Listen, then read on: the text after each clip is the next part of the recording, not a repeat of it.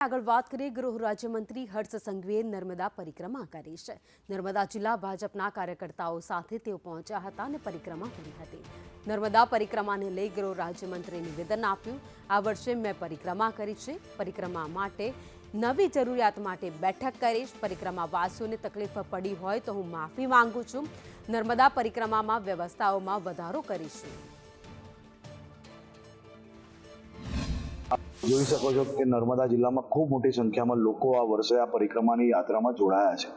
એ જ રીતે આદરણીય મુખ્યમંત્રી શ્રીના માર્ગદર્શનમાં આવનારા વર્ષોમાં આ યાત્રાને હજી ભવ્ય મોટી કરી શકીએ તે માટે વ્યવસ્થાઓમાં શું વધારો કરી શકીએ તે માટે બી કાલે પ્રશાસન જોડે બેસીને અહીંયાથી હું યાત્રા પૂર્ણ કર્યા પછી એ લોકો જોડે રિવ્યૂ લેવાનો છું અને આવનારા ટાઈમની અંદર આને હજી વધુમાં વધુ કઈ રીતે કામ કરી શકાય તે માટે ચિંતા કરવાના છે। પરંતુ ગુજરાતના પ્રત્યેક પરિવારના જીવનની અંદર બદલાવમાં નર્મદાના હિસાબે આવ્યો છે અને ગુજરાતના પ્રત્યેક નાગરિકોમાં નર્મદા જોડે એમની અતૂટ શ્રદ્ધા છે।